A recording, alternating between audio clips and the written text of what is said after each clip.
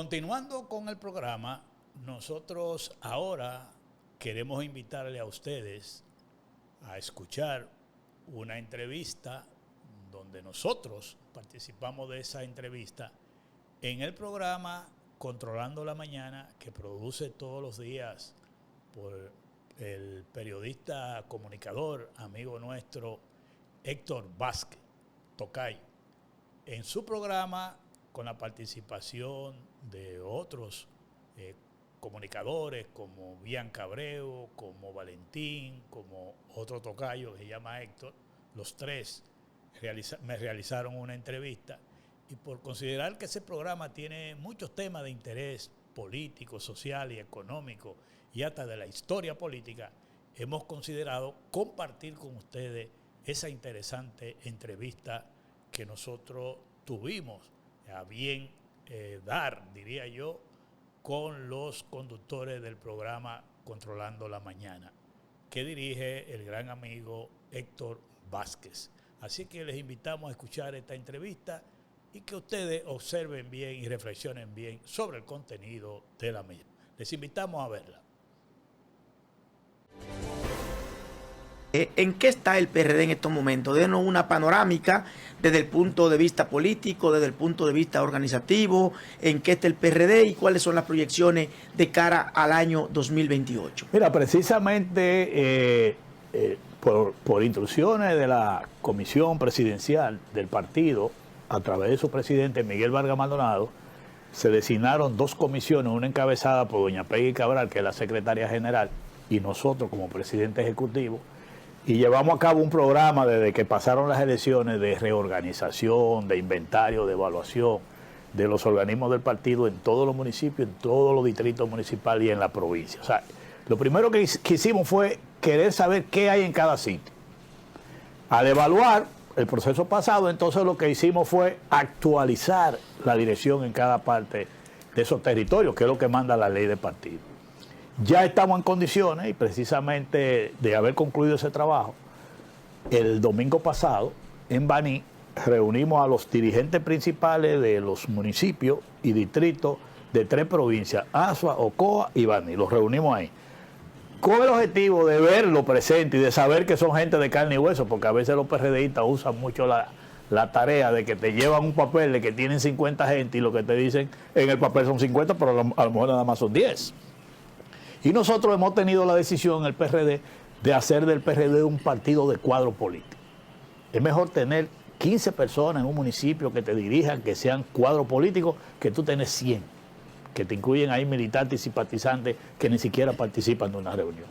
Fíjense que los partidos que han caído en ese trabajo de tener mucha gente en los organismos de dirección, no pueden ni reunirlo porque no hacen quórum. Cuando tú tienes 100 gente para tu reunir un quórum, tienes que tener más de 50.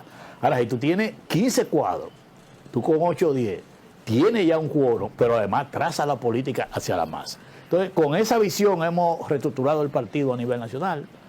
Iniciamos esta semana ya esos encuentros que le hemos llamado asamblea de dirigentes para movilizarlo, para evaluarlo, para orientarlo, motivarlo y decirle las tareas que tocan a partir de ahora, porque en agosto, de acuerdo a la ley de partido, todos los partidos tienen que entregar a la Junta Central Electoral el padrón actualizado.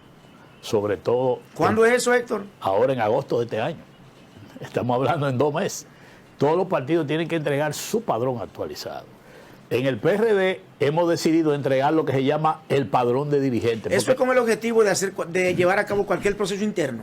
Eso es con el objetivo de depurar los padrones de los partidos, porque a veces hay muchas personas que están entre partidos.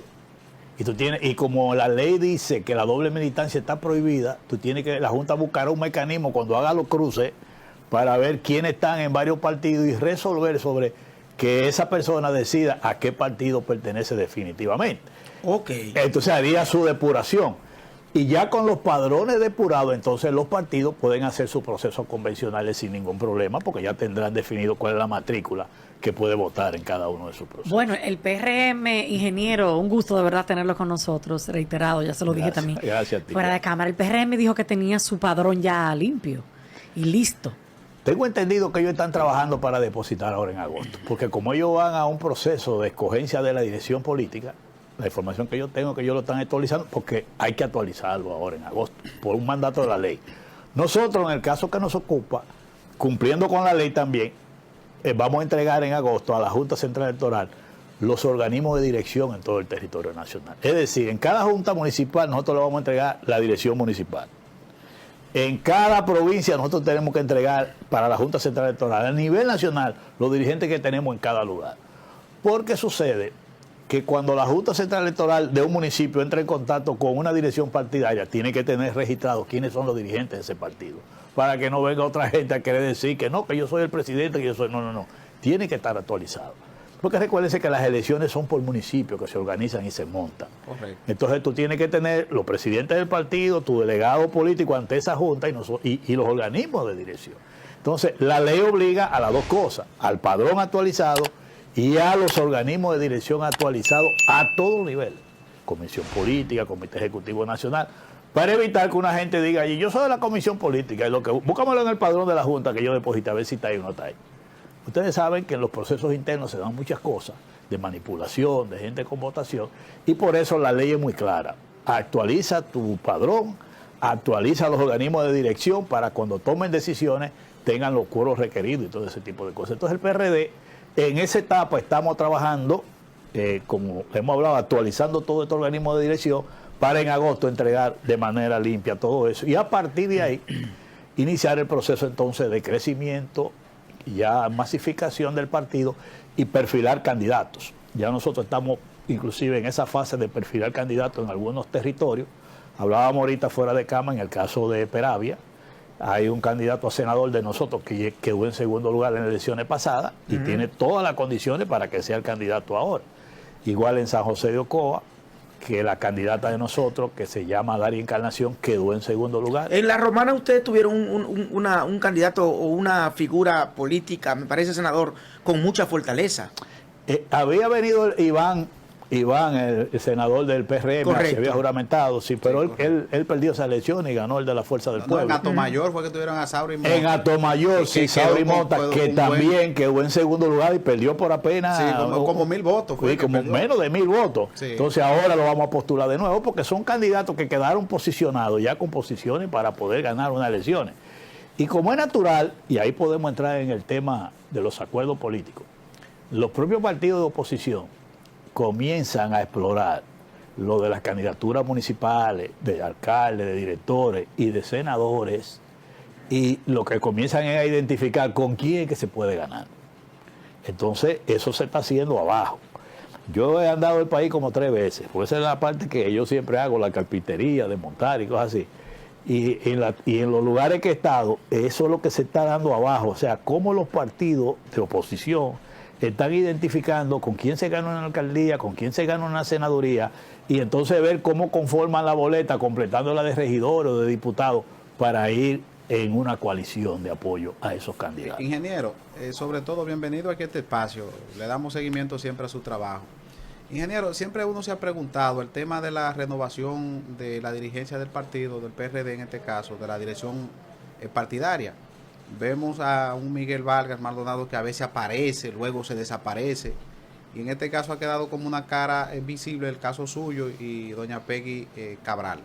¿El PRD va a entrar en algún proceso de renovación de perfiles de cara a relanzar nuevamente este partido? Porque está en una categoría de partido minoritario. Sí, pero precisamente nosotros al iniciar estos trabajos acordamos con el ingeniero Miguel Vargas lo siguiente.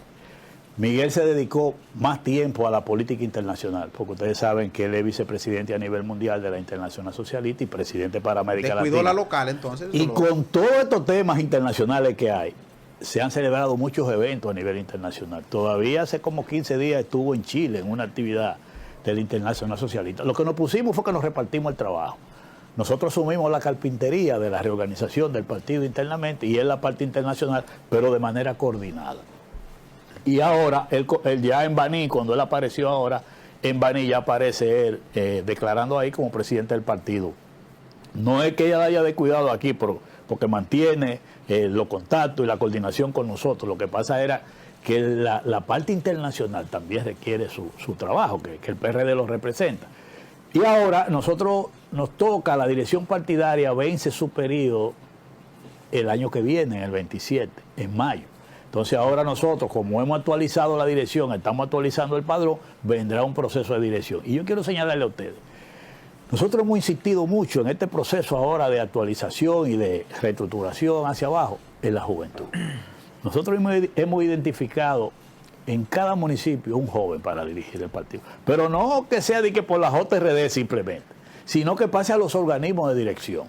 Y déjeme decirle, hemos tenido la suerte de que jóvenes se están acercando al partido, porque nosotros, a mí mismo me ha tocado la tarea, y yo lo estoy asumiendo, de darle mucho respaldo a la juventud y con la experiencia que tengo, explicarle a ellos del trabajo político.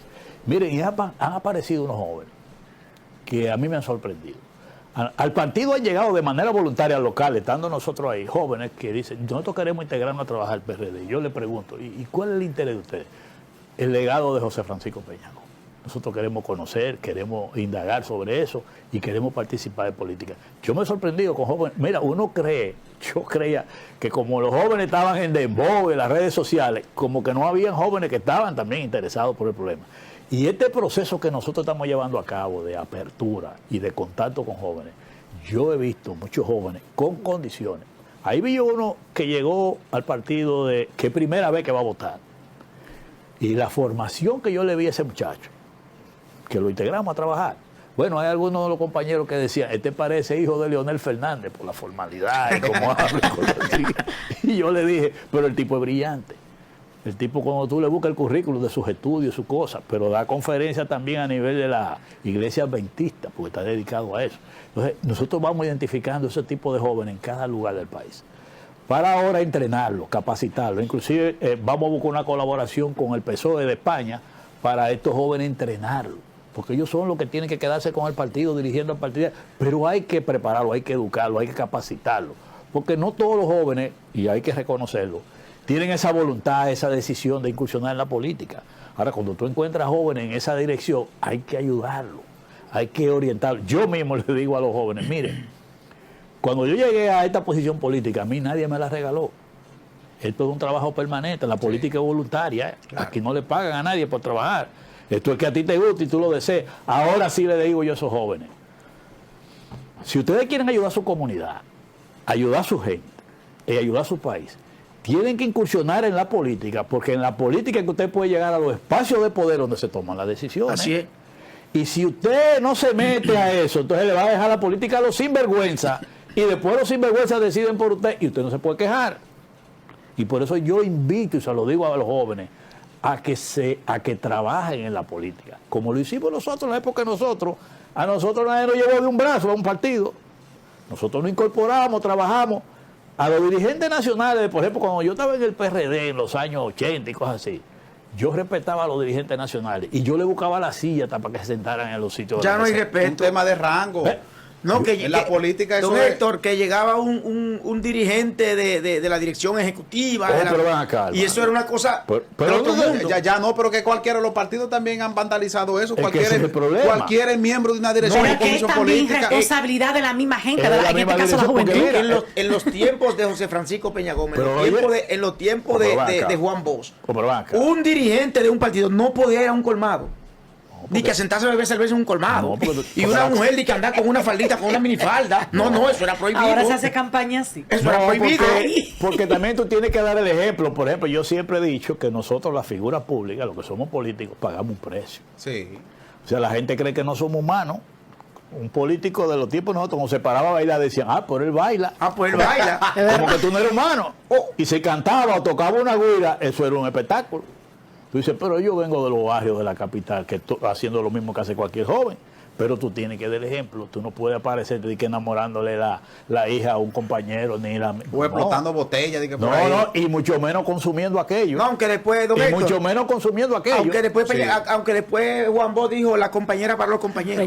No, pero eso era para que hicieran formalmente su... Pero Juan Bosch fue el que lo dijo primero. La compañera para los compañeros. Pero lo grande es que, mira, que los matrimonios, por ejemplo, de los compañeros y la compañera, duraban mucho porque los líderes no te permitían que tú te divorciaras. Así, ¿quién? Sí. Los líderes influían en eso. Mire, usted no puede divorciarse de esa mujer. Usted no puede, y tú tienes que, ya tú sabes. porque eran otros principios. Así es. Vamos a decir, otros valores. Pero hay jóvenes que están en eso. Yo te estoy diciendo que me he encontrado y estoy en esa disposición y estoy haciéndolo de ayudar a esos jóvenes a que incursionen en la carrera política. Porque hablar de los jóvenes que dan oportunidades no es solo eso. Hay que prepararlo, hay que concientizarlo, hay que motivarlo y hay que darle oportunidad. Ingeniero, mire, déjeme decirle que lo que ustedes están haciendo en el PRD a mí me sorprende. Sí. Creo que los demás partidos, incluyendo el partido oficialista, deben tomar en consideración Así esto. mismo es. Que hay que darle oportunidad a la juventud, ir al terreno. Eso le iba a preguntar. Veo que ustedes están muy en esa misma línea, muy, ¿verdad?, de cara a buscar a la juventud para darle esa Sí, participación a lo interno del PRD. ¿Cómo usted ve la política actual? Porque estamos, con toda esa experiencia que usted tiene, de esas décadas de los 70, de los 80, a lo que estamos viviendo hoy en día. Yo te puedo decir, yo tengo que ser honesto con el pueblo dominicano y lo digo. Nosotros hemos degenerado mucho en la actividad política, lamentablemente. Hemos degenerado mucho. Es verdad que los tiempos cambian, pero hay cosas que son de principio que no pueden cambiar. O sea, la política es una actividad decente, es una actividad de compromiso con el país. No es una chercha, no es un asunto para tú estar con vagabundería, es de mucha responsabilidad. Porque cuando un pueblo pone en tus manos los destinos de la nación, tienes que ser una gente consciente de lo que tú haces, pero aquí fíjate cómo tú ves, vamos a ver ese Congreso Nacional, compárelo con años anteriores, la calidad del Congreso. Eso le da vergüenza a uno. A mí como político me da vergüenza ajena cuando yo veo a algunos actores políticos, que yo lo veo hablando y yo me quedo así, yo digo, Dios mío, pero uno se tiene que aguantar cosas. Y a veces te dicen a ti, no, es que tú estás pasado, estás quedado. No, es que hay cosas que son de principio. Eso es así. Que no importa, esto no es un problema generacional. Oigan bien, ni de género, que si es mujer o es hombre. Esto viene inclusive en la formación de la persona. Y yo puedo decirte, Bianca, que a mí me da vergüenza ajena. Hemos degenerado mucho en la política. Y lo que estamos viendo en los ayuntamientos, y vemos en el Congreso Nacional, y vemos muchos funcionarios del Poder Ejecutivo, da pena. Mira, yo vi ayer unas imágenes que la vi a través de las redes sociales, de la directora de Supérate, que llegó a una comunidad en un helicóptero. Eso es verdad.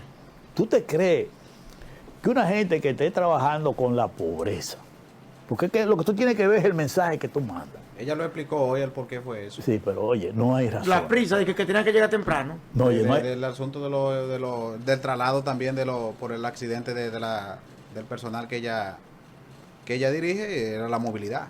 Pero mira, no hay razón para eso. Oye, es que tú tienes que saber que tú estás trabajando con pobres en un programa. Y la imagen que tú mandas es de que porque la gente, el primero que dice, pero mira esta que está trabajando para los pobres y que andando en un helicóptero. Por más que tú quieras explicar eso, no es fácil. Y eso te lo da a ti cuando una gente no tiene criterio de lo que está manejando. Ay. ¿Tú entiendes? Mira, yo te voy a poner un ejemplo. No tiene criterio esa señora, Héctor. De lo que está manejando no tiene criterio. Yo te voy a poner un ejemplo. Mi propio caso, y perdona que yo me ponga de ejemplo.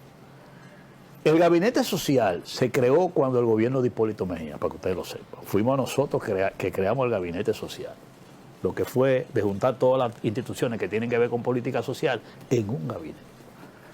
Cuando doña Peggy, que era la presidenta de ese gabinete, aspiró en esa ocasión a la alcaldía de la capital, yo era director ejecutivo del gabinete y me quedé dirigiendo el gabinete social durante esos 4 meses. Y después, y uno de los compañeros de nosotros, el contralor, los administrativos, sin yo autorizarlo ni nada, en la oficina que yo tenía vino y trajo un sillón de leather nuevo para que la gente se sentara bien y qué sé yo cuándo. Y cuando yo llegué y vi ese sillón de leather, dije, ¿quién trajo eso ahí? No, que lo compramos porque esto aquí, eso estaba muy feo y qué sé yo qué. Y yo le dije, me sacan ese sillón de ahí. Digo, pero ¿cómo es posible que donde yo esté trabajando en una oficina con los pobres que yo estoy recibiendo aquí, que vienen despedazados, yo lo voy a sentar en un sillón de leather? Y para que vean, yo estoy gastando los cuartos en sillones de lujo y cosas. Digo, no, esto se va aquí. Con lo que tenemos aquí es suficiente, con lo que tenemos que invertir en los barrios donde la gente, no es aquí en la oficina. Porque tú en el despacho recibes una gente, como recibí yo una señora joven que me dice, yo tenía un cáncer de mama y me cortaron el seno, y te lo voy a enseñar, y hace así, levanta la blusa y te enseña las cosas para decirte a ti la necesidad que tiene. Cuando tú llegas a un joven que va a tu despacho y te dice, en un accidente perdí la pierna y necesito el último semestre para inscribirme en la Y universidad. usted no le tengo- van a decir, no hay, y lo va a sentar en un sillón de LED de ¿Tú 100 mil entiendes? pesos. de ese Y necesito tiempo. los recursos para inscribirme en la universidad, que no tengo el dinero. ¿Qué tú vas a hacer cuando llegue una gente así? Tú tienes que resolver. Yo lo que llamaba era el contralor, tengo este caso, ¿qué tengo yo que hacer para resolverle a este señor? Porque tú estás en una función pública trabajando con los pobres y oye, aquí mucha gente se pone a teorizar de que cuando tú estás en la administración pública y no sabes lo que tú vives en la administración pública. Sí, sí. Y como digo yo, al final de cuentas, son dinero del Estado. Y los dineros del Estado es para resolverle problemas a la gente. Si llegó de ti, tú tienes que resolverlo. Si llegó de Bianca, tienes que resolverlo. O si llegó de mí, yo tengo que resolverlo. Porque es una persona que necesita un servicio del país y tú lo que estás manejando es fondos del Estado, no son de tu bolsillo. Así es. Entonces, yo hablo de la señal. Tú trabajas en una oficina que trabaja con pobres. Tú no puedes presentar ese tipo de imagen. Héctor, Eso es lo que yo digo. totalmente de acuerdo. Héctor, un pequeño ejercicio de proyección de cómo usted visualiza el PRM hoy, me refiero a los precandidatos, ¿a quién usted ve con mayor fortaleza de cara al proceso interno que ellos realizarán? ¿Y cómo usted ve este tema de quién será candidato o candidata y qué podría pasar en una interna del PRM? Mira, en lo que pueda pasar adentro nadie puede vaticinarlo hoy. Hay que entender que los procesos internos de los partidos tienen una serie de variables que tú la manejas a lo interno de los partidos. Mira, yo que toda mi vida me la pasé en el PRD, en procesos convencionales con candidatos, ganando y perdiendo. He visto la experiencia dentro de lo que era el PRD antes grande, con mucha competencia, de aspirantes que tenían minoría en la dirección y ganaron la convención. Caso Hipólito. ¿No? Pero el caso Salvador Roger Blanco, inclusive, va más atrás. Y yo lo puedo contar, cuando Salvador Roger Blanco se hizo lo que llamaban la unidad de acero, que era el grupo Antonio Guzmán y el grupo Jacobo Malute. Yo estaba con Jacobo Malute en ese tiempo. Y esa unidad de acero controlaba el gobierno, controlaba la dirección partidaria, todos los presidentes, y Salvador Roger Blanco barrió la convención. No ganó, barrió. Nadie se imaginaba que a la dirección partidaria, Y en ese momento, ¿cómo se explicó eso, don Héctor? la estrategia que utilizó el grupo de Salvador Roger Blanco fue parecida a la que nosotros utilizamos cuando yo estaba con Hipólito contra Miguel Vargas Maldonado en el PRD en el 2011, que Miguel controlaba la dirección partidaria, tenía todos los organismos bajo control, y nosotros decidimos trabajar con la base porque el voto de un simple militante es igualito que el del presidente del partido. Y veníamos de abajo para arriba, así mismo hizo Jorge Blanco. En esa misma dirección que esa pregunta que hace Valentín, entonces, ¿eso pudiera pasar en Carolina David? Yo no conozco lo que está pasando adentro, porque yo no estoy adentro. Pero te quiero decir que cuando tú tienes un escenario así, que es interno, tú tienes que ver primero qué pasa ahí adentro, en términos de los militantes y dirigentes de ahí adentro. ¿Me entiendes? De ellos ahí. Ellos van a cerrar su padrón ahora en agosto. Ahí es cuando ellos se van a emplear a fondo, porque el que esté ahí es el que tiene derecho a votar. Y ahí que tú verás. ¿A quién usted le ve mayor proyección? No, yo no le veo proyección ahí, porque yo no estoy ahí ni Él ya dirijo lo eso ahí. dijo que no Usted está conoce ahí. ese partido y Sí, conoce yo la... lo conozco, Ya pero lo sí, dijo. Usted lo fundó, usted sabe. Usted conoce ese Yo- partido usted lo sabe. desde sus cimientos. Yo lo sé, pero que depende de la estrategia que va a desarrollar cada quien. Yo te estoy diciendo Pero que vamos a verlo, ¿no? Yo estoy- Hable Héctor el ciudadano, no el político. No. Véalo de fuera de la grada. No. ¿A quién usted le ve más No, proyección vamos, política? ¿A vamos, Carolina o a David Collado? No, eso hay que esperar, eso hay que ¿Eh? esperar. Pero Eso hay que ya esperar. lo dijo, que Eso no hay que está esperar. Aguántate. Eso Pero hay que, que yo esperar. no entiendo la preocupación, Espérate, Valentín, no, tuya de quién va a estoy ganar en el hablando con un veterano PRM. No se puede político, déjame vaticinar. hablar con Mira, él. No se puede vaticinar ahí. Es igual que las elecciones nacionales. Ahora mismo no hay nada definido. En las elecciones nacionales no hay nada definido. Aquí, cuando uno dice, puede pasar cualquier cosa, pero las cosas no pasan porque pasan, sino que tú haces que pasen. Ay, estrategia política. ¿Usted me está entendiendo? O sea, el panorama político nacional no hay nada definido. A 2 años de elecciones, de mayo a mayo, es decir, junio que estamos, faltan 2 años para el día de la votación a nivel presidencial. Nada está definido. Y nadie puede... Oye, hasta el asesor de Luis Abinader, Bengochea, le preguntaron sobre el panorama y él dijo, aquí nada está definido. Él. que del partido de gobierno. No, porque un hombre consciente tiene que entender. No, porque lo que sabemos, porque oye, estamos a 2 años de un proceso. lo que sabemos del diseño de campaña y de estrategia política, sabemos que una encuesta que hable de preferencia electoral en este momento no sirve para nada. ¿Usted cree que, No que la, sirve para salida nada. la salida de Gonzalo Castillo reconfigura el escenario político nacional? No necesariamente. Porque es que ahí no hay Explique definición. ¿Cuál es el escenario político nacional? No está definido. No está definido. Tú no sabes quién es el candidato del PLD. Tú no sabes quién es el candidato del PRM. Tú no sabes oficialmente quién es el candidato a la Fuerza del Pueblo. No, eso está definido. Es No. el candidato Leonel Fernández. No, Sí, sí, sí, sí. No, Sí, sí, atención, sí. entrevistado. Sí, sí, Está sí. bien, No, entrevistado. a los años Eso- no está definido. Diga, ingeniero. Eso está definido, Sí, Héctor. aclare ese punto ahí, denos luz con este punto de la Fuerza del Pueblo ahí. No, porque tú estás a 2 años y de aquí a 2 años pueden pasar muchísimas Omar cosas. puede ser candidato a la Fuerza Oye, de del aquí a Pueblo. 2 años pueden pasar muchísimas cosas. Y yo te voy a decir una cosa. De aquí a 2 años tú podrás ver los números a quién es que le da mejor ahí. De aquí a 2 años. ¿Tú sabes cuándo hay que coger candidato? Menos todavía. En octubre del año que viene. Del 27. Un año y 6 meses falta. Oye, 1 año y 6 meses. Mira. El la único ele- partido que tiene candidato definido se llama la Fuerza del es que Pueblo. están eso no- violando la ley es que, electoral y de oye, Tú partido. no podrás decir, el día de hoy tú podrás decir eso. Pero en año y medio Atención, Junta, oiga tú lo no que sabes lo que Valentín puede dice. pasar. Mira, en Colombia y en Chile se han dado 2 experiencias de figuras políticas que a 2 años antes de las elecciones tú lo has oído mencionando como posible candidato. Y a las elecciones ninguno fue. Desaparece. Desaparecieron. Bueno, ingeniero. Porque la política es dinámica, no es estática. Entonces, en el PRM no está definido quién es el candidato, como no lo está definido en el PLD, como no lo está definido en la Fuerza del Pueblo. O sea, oficialmente, yo le voy a poner un ejemplo. Si yo soy candidato, oye esto, Valentín, yo te voy a decir oficialmente, si yo soy oficialmente el candidato, supongamos, de la Fuerza del Pueblo, yo. ¿Con quién yo voy a pelear del PLD? ¿Con quién yo voy a pelear del PRM si no lo han escogido? Con nadie son Yo suposiciones. no- Aquí, ingeniero, no puedo tirar. ingeniero, cuando yo quería ese hilo, ya usted era saco. Sí. Aquí los candidatos están definidos. No. Leonel Fernández por la Fuerza, pero David No. Collado por el Que estamos en el PRM 2026. y Gonzalo Castillo No. por el Estamos en el PLD. 2026, No, no es así. Valentín. Valentín, me da los 5 números de la No, lotería. no es así. Mira, no es así, no es así. Aquí, mira, es que uno ha vivido mucha experiencia de gente aspirando y cosas así. Y de que va a ganar fulano de tal. Y se o sea, como te digo, yo viví experiencia de ganar y experiencia de perder. Entonces, como tú has vivido todo, uno sabe, mira, aquí inclusive, como estamos hablando, el panorama, tú dices, el PRM tiene como 5 o 6 aspirantes. Tan importante es quién van a escoger, como tan importante es cómo termina el proceso. Eso es verdad. Entonces, Así entonces eso es. no está definido. Oigan lo que yo le estoy diciendo, ¿eh? Igual en el PLD.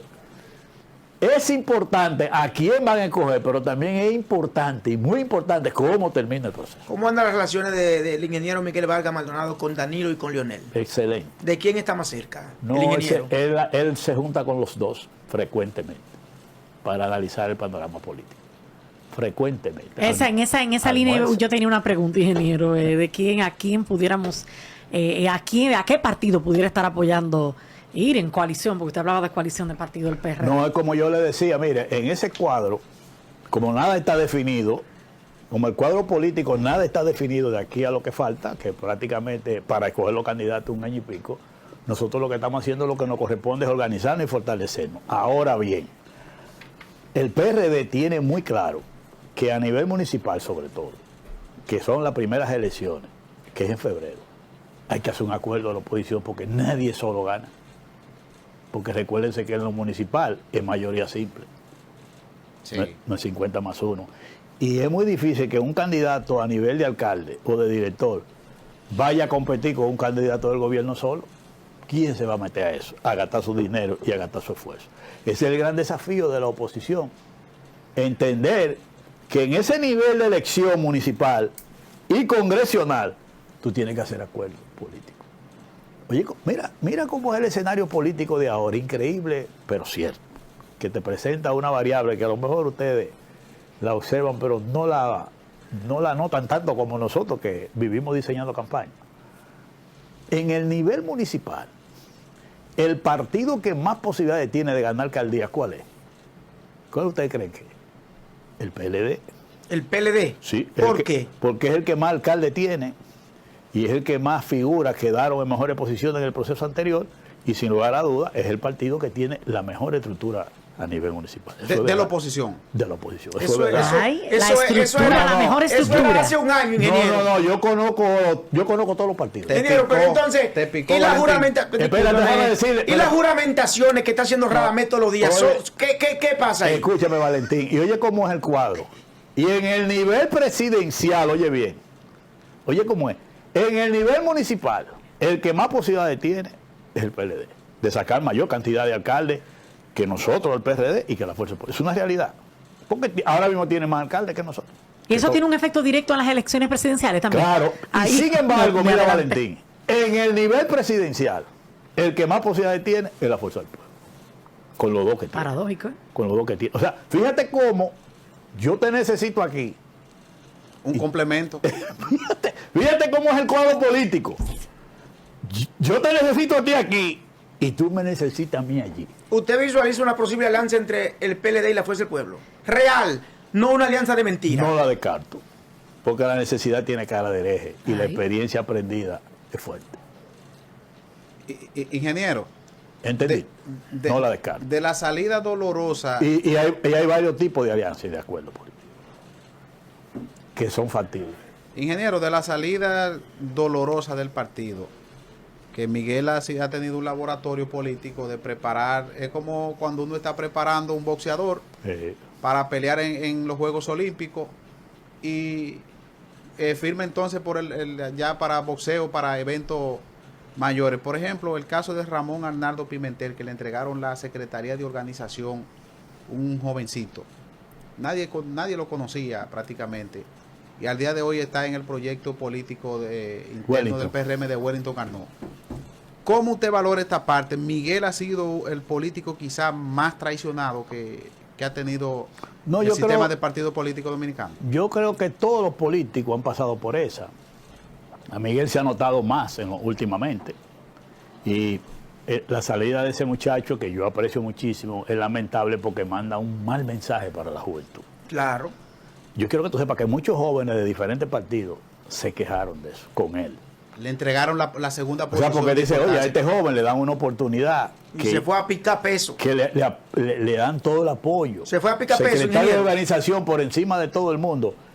Y un comportamiento así, muchísimos jóvenes se sintieron mal Eso es porque verdad. decían, oye, pero así que van a pensar que pensamos todos los jóvenes. Oh, para que ustedes vean Ese el fue mal un golpe mensaje. bajo, ese fue un golpe No, bajo. y lo peor fue que hiciera eso y al mes y pico apareciera en la nómina de INAPA. Pero me dicen que él ganaba igual, en el PRD ganaba más. Más de ahí. ¿Cómo?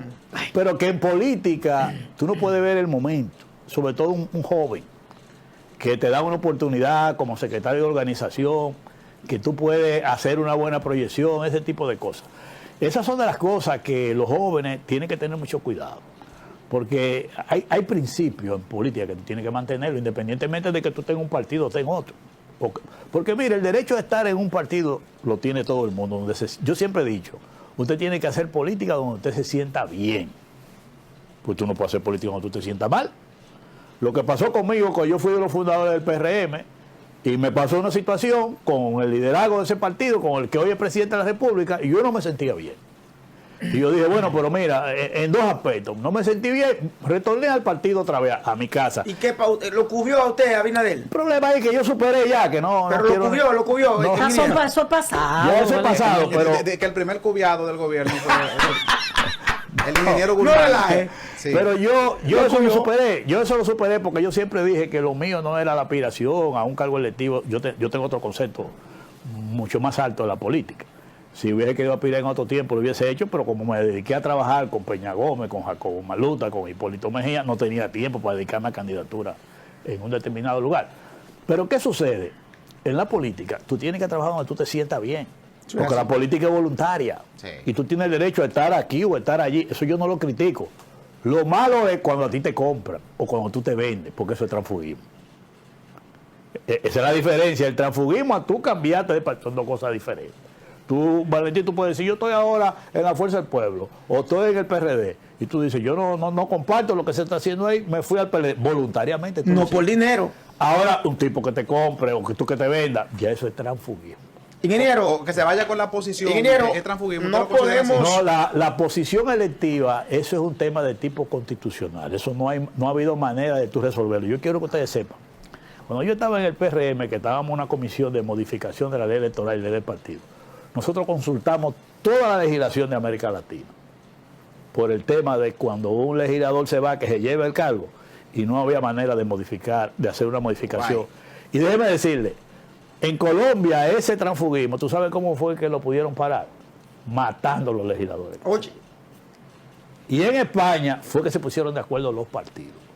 Si se te va uno a ti, tú no lo recibes, y el mío, tú no lo recibes. Y así fue que se pudo Eso apaciguar bueno. eso. Imposible prácticamente. aquí, y yo creo que los Para que legisladores ustedes sepan. no van a legislar No creo. a molar cuchillo para su garganta. Finalmente, de mi Y parte, es un tema porque de tipo uno puede durar constitucional. 2 horas hablando Sí, con sí. el Oye, ingeniero. yo le Es digo a que usted hay que mucho- consultamos toda la legislación de América Latina. Ingeniero, No pudimos mire, lograr nosotros tenemos conversando con usted cerca de 40 minutos Ay, y Dios no lo mío, hemos para No, y Aquí seguido. queremos ahora. seguir. Esto ha sido queremos una seguir conversación con el entre mismo amigos. Finalmente, Así es. de nuestra parte, Yo pensaba que íbamos a durar media hora. una pequeña evaluación, sobre la reforma fiscal que acaba de Plan presentar el Aprendiz. gobierno de Luis Abinader y del PRM. Mira, nosotros la rechazamos porque entendemos que no es el momento, no es prudente eso ahora. ¿Por qué? Porque esto se trata de algo muy sencillo. El tecnicismo de los economistas y cosas así envuelve mucho a la gente. Pero mire, señores, el objetivo que el gobierno ha dicho es recaudar 40 a 50 mil millones de pesos. Al final de cuentas, ¿quién va a pagar los 40 o 50 mil millones de pesos? Es la población, es el pueblo contribuyente que va a pagar los 40 mil o 50 mil millones de pesos. Entonces, por más que tú veas que te hablen de los impuestos, al final de cuentas los impuestos los paga el pueblo. Porque una empresa grande que tú le pones un impuesto se lo traslada al producto. Al otro que tú le pases, todo va a caer al que consume. Entonces, no es el momento de tú sacarle de los bolsillos al consumidor, al ciudadano, 40 mil millones de pesos. Y más cuando tú dices que es para enfrentar una crisis. Y lo peor que tienen esas medidas, miren este dato, que quizá poco lo observan. El gobierno anunció la congelación de los precios de los combustibles con un valor del precio del petróleo de $95. Y dijo que lo congeló por 3 meses. Hoy el precio del petróleo está a 80. Hoy. Entonces, ¿qué pasa? El anuncio ahora es que la guerra termina el viernes cuando firmen el acuerdo, que es lo que impacta en el tema petrolero. Ahora, ¿cuál es el problema? Que el gobierno anuncia la congelación de los precios, pero después que lo sube 3 y 6 pesos a la gasolina. Dice, yo te lo pongo en alza y te lo congelo. Esa misma medida, y este es el dato que yo quiero dar, esa misma medida la anunció el presidente Luis Abinader cuando la guerra de Ucrania, en marzo del 2022. Y propuso mantener los precios de combustible congelados cuando el petróleo, decía él, estuvieran de 85 a 115 dólares el barril de petróleo. Y esa medida la anunció el presidente por 4 meses. ¿Y tú sabes cuánto duró la medida? 4 años. Nosotros tuvimos 4 años pagando un combustible caro, Confianza. con un petróleo por menos de 70 dólares. ¿Y usted sabe cuánto le representó eso al pueblo consumidor de su bolsillo durante ese tiempo? Oiga, a ver, 500 mil millones de pesos nos sacaron de los bolsillos por impuestos de los combustibles. 500 mil millones de pesos de impuestos a los combustibles pagamos nosotros. Esa medida que anunció el presidente en marzo del 22 es la que anuncia el ministro de Hacienda ahora, que lo dice que por 3 meses. Entonces yo te pregunto, si aquella vez nos engañaron, yo tengo que creer en esta hora. Tú me la pusiste por 3 meses. Mire, señores, eso es injusto. Es más, si el gobierno, y ojalá me escuche, si el gobierno tuviera sensibilidad con lo que está pasando en el precio del petróleo, esa medida la dejara sin efecto hoy. Hoy la dejara sin efecto. Hoy. Porque ¿cómo es posible que tú le digas al pueblo dominicano que va a pagar esta semana el combustible a esos precios y el petróleo está a 80 dólares? Increíble. O sea, si hubiera sensibilidad, el presidente hoy estuviera emitiendo un decreto, y más que se está anunciando un acuerdo el viernes que se va a firmar, que la tendencia es que el petróleo siga bajando. Si el presidente fuera un hombre sensible en ese caso, que es un tema delicado el de los combustibles, dejara sin efecto esa medida y la dejara para como estaba antes, según sube, y si baja, baja. Héctor, Eso es lo finalmente. correcto en este Sí, momento. ingeniero, rápidamente aquí, que el tiempo apremia en televisión. Sobre todo una crisis que hay en Fedodín. Unos amigos suyos que hay de que se iban a entrar a piedra. Hay muchas cosas. Se entran a sillazo ahí. No llegaron a eso, pero estuvo muy cerca. De que hasta Ruñones hubo. ¿Qué Tú ves, información- ahí llegaron unos funcionarios en helicóptero también. ¿Cómo? De que esta gente tan desbordada, perdieron la cabeza, fue. ¿Eh? Tan desbordado. No, pero hay que ver si fue No, de pero- la Fuerza del Pueblo que llegaron también en helicóptero. Hay- y el PLD. no llega aquí hay a- alguna Ah. gente que se montaban en mulos antes que ahora andan en helicóptero. ¿Cómo? Sí, pues así es. Ay, Pero ¿cómo ay, se ay. trabajaba en el campo antes para tú subir a un sitio que no hay Un carretera? caballo, un burro, un mulo. Un mulo. Pero siempre se han utilizado los Oye, helicópteros. ese helicóptero. es el argumento. Yo siempre sé de gente que Sí, se el argumento Viaca. que siempre se ha No, usado. no. Viaca, mira, A falta de Viaca. argumento el pasado. Viaca, mira, yo estando en el gobierno los 4 años de Hipólito Mejía, oye, los 4 años de Hipólito Mejía, yo trabajando en Palacio, nunca me subí a un helicóptero. ¿Usted? No, Pues no, yo no, conozco yo gente que nunca sí vi, andaba en no, es que helicóptero los en el funcionarios no gobierno. estaban, que buscamos un helicóptero para allá a Dajabón, para allá a Barahona. Coja carretera y párese en el camino para que vea lo que está pasando. Gracias, don Héctor como Guzmán. decía Hipólito Mejía, me voy de rolling Gracias, don Héctor. para ver lo Señores, que está pasando en la parada. de verdad que este ha sido un conversatorio conversatorio. muy ameno. Una cátedra. Aunque no me quiso responder del PRM, no se metió en eso. No, que no. Pero que no, lo puede. que Se metió ahí. pero tú querías para evadir la pregunta de la Fuerza del Pueblo dando un candidato de allá. Gracias, don Héctor Guzmán, presidente Muchas ejecutivo del gracias. PRD, Gracias. por estar con nosotros en Controlando la Mañana. Venga siempre, que esta es su casa. Gracias, Un amigo. Pedro. Una vez al mío, Vamos a aunque la sea. pausa y retornamos en breve Bien. con más contenido. Hello, people. Ustedes. Todo empieza con un mensaje o una publicación en redes. ¿Qué es esto? No. Es que no, esa no soy yo. Otro contrato cancelado. Es que esa no soy yo. Eso es mentira. Guarda las pruebas, denuncia. La extorsión, el fraude digital y la difusión de imágenes manipuladas son delitos en la República Dominicana. Aló. ¿Qué pasó? Tengo como 5 llamadas perdidas tuyas. Me están extorsionando. Subieron una foto mía malinterpretada y me van a arruinar. Oye, eso es extorsión y eso es un delito. No voy a pagar. Voy a denunciar. Instituto Dominicano de las Telecomunicaciones, Indotel. Bueno, después de esta interesante entrevista que esperamos haya sido del agrado de ustedes, estamos llegando al final del programa, no sin antes nosotros referirnos ya al cierre del programa, a un tema que está en el tapete, muy importante, que es el caso de los comerciantes dominicanos que han expresado en una rueda de prensa una especie de rebelión contra la ley de residuos sólidos porque le aumentan lo que llaman la contribución económica y como podrán ustedes ver en pantalla, esos comerciantes están pronunciándose de manera muy categórica porque el gobierno desde enero de este año prometió que esa ley sería modificada para no aplicar estas contribuciones económicas exageradas que se contemplan en la ley. Ahí vemos en pantalla su denuncia, su reclamo, y yo espero que el gobierno obtempere a este llamado de los comerciantes, porque al final de cuentas, esta contribución económica son un impuesto al comercio, pero que se transfiere al pueblo consumidor. Y en medio de esta situación donde se ha aprobado un famoso paquetazo fiscal, seguir también con esta medida que son impuestos dirigidos al comercio que se transfieren al consumidor, no es lo más aconsejable. Así que esperamos que el gobierno ponga atención y honre su compromiso que había dicho a través del ministro de Industria y Comercio, que esas tasas que se estaban o esa contribución económica que se había establecido en esa ley sería modificada. Es lo más saludable para el país y para el propio gobierno, dejar sin efecto esas alzas en la contribución económica con ese tema de los desechos sólidos y volver a lo que era lo anterior. Así llegamos al final de nuestro programa, así vamos, y esperamos que para el próximo domingo estén en sintonía con nosotros nueva vez. Muchas gracias y bendiciones para todos.